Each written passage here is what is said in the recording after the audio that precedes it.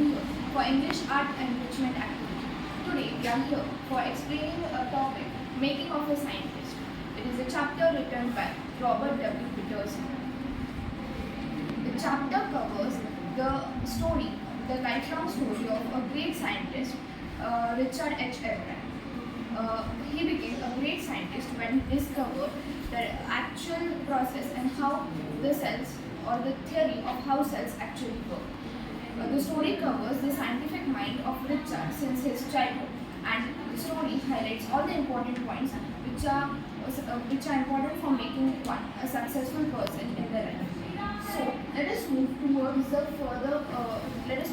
the first topic of the chapter. It is about how the Richard became a successful scientist since his young age. So started when he was just 22 years old. With an important article was published which explained the theory of how cells can read the DNA and how the cells actually work, the cells of the butterfly actually work. The article was published in one important journal named the Proceedings of National Academy of the Science. The article was important as it explained about the cells. Also, it became even more special because it was for the very first time that an important scientific journal. It was even more special because it was for the very first time that an important scientific journal demonstrated the work of the college students. Thus, the scientific journey of the Richard began with the research on the butterfly. Now, to explain the further story, I would like to call Mokshan. Richard was the only child of his parents. They lived in Pennsylvania, USA. As Richard had no one to play with him, football and baseball, so he developed the skill of rocks and collecting rocks, fossils and coins. As young boy, Richard also collected butterflies. Further, he took interest in meteorology and also grace and the stars all night. Richard lost his father when he was in third grade, so his mother was his only companion. His mother encouraged his interest in learning. She took him on trip and brought her telescope, microscope, camera, and many other things. So also support him in his hobby and invite his friends to play with him. He helped him to learn about new things at young age and earn top grade in his school. Next, I would like to call you. As she loved it, the Richard's childhood and his mother. So let's move towards Richard reads that pen book and the tagging butterflies for a reason. Firstly, the book, The Travel of a Monarch, 10 opened the world of science for Richard. After reading it, he becomes interested in tracking the migration of the butterfly. This interest leads to his other projects and the experiments. Finally, he became a great scientist. He wanted to attack the monarch butterflies for doing the study of their migration. He applied his interest in the butterflies. Found nearby his hometown when he was only in second grade. Later, at the end of the book, Richard found an invitation for studying the migration of the butterflies. Readers were told to tag the butterflies for the research by Dr. Frederick Ebright of the University of Toronto, Canada. Richard started tagging the monarch butterfly. Anyone who found the butterflies were asked to send them to Dr. Frederick. The butterfly collecting season in his area was last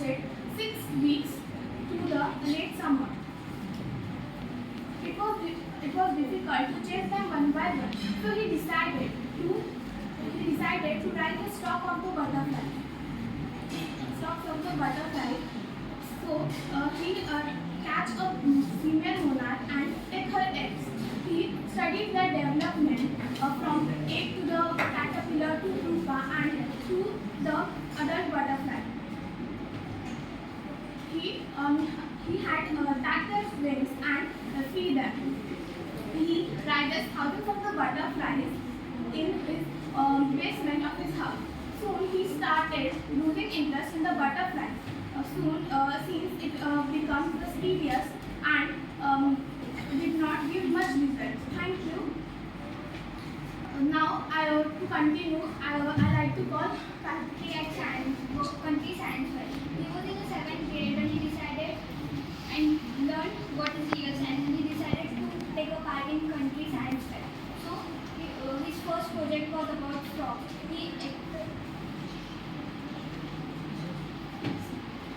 didn't win any kind of award. He saw the real winners who presented the project was about an experiment. So next year, when he was in 8th grade, he took again part in country science fair.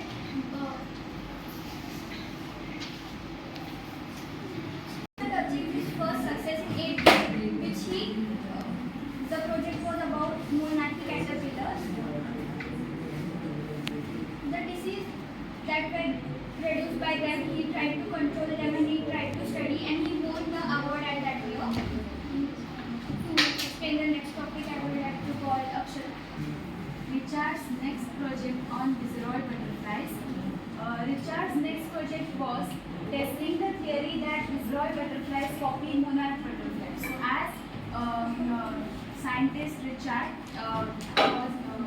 started new theory of viceroy butterflies that they copy monarch butterflies. So why they copy? That viceroy butterflies do so to protect themselves from birds, as birds don't like to eat monarchs while they like to eat viceroys. So there are birds like that who like to eat viceroy butterflies, as they don't like to eat monarch butterflies. So to protect themselves, for the sake of protection, they started copying monarch butterflies. He also found that the bird starling is any of a family of usually dark colored birds that tend to flock together would only eat monarch butterflies and not ordinary bird food. As we usually know that there are some birds who eat ordinary bird food like grains and rice and but there are the birds who like to eat monarch butterflies. This project was placed first in the zoology division and third overall county science fair. So this observation project, this was a very good project, and it was placed in first it was placed in zoology division and third it was placed in overall county science fair. And then next Richard discovered about the hormones. In his second year high school, Richard discovered an unknown insect hormone which also led to his new theory, the life of cells. So after doing the theory of viceroy butterflies, he moved towards the life of the cell. He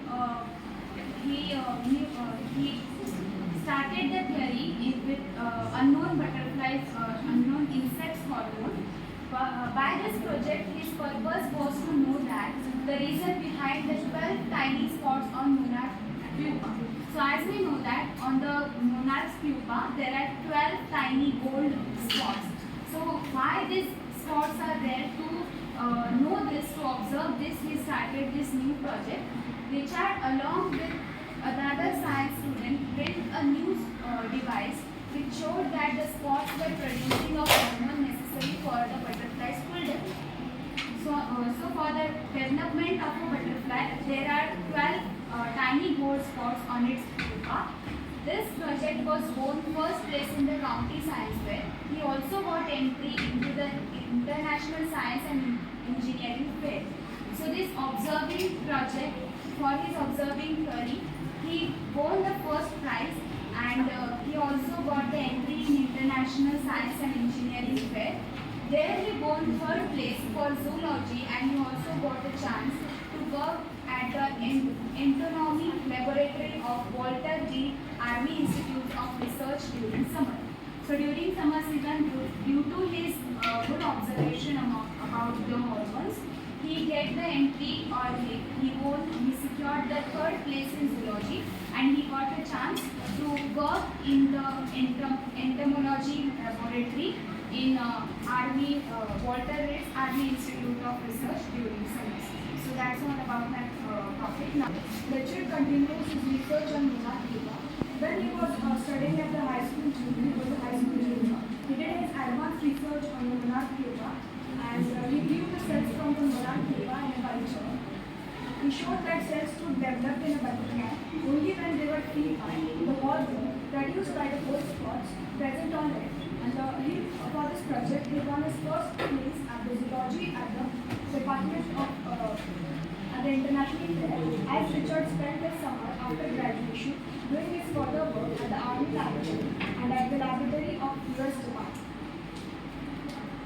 So Richard's study of cell and DNA, he took his admission to the Harvard University.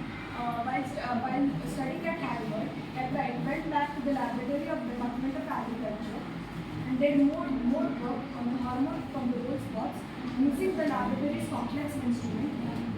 He was able to identify the hormone's chemical structure. After 1.5 years as a junior, he got his new idea about the theory of cell life while examining at the X-ray photos of the chemical structure of the hormone. He believed that his study could tell how cells can read the blueprints of its DNA.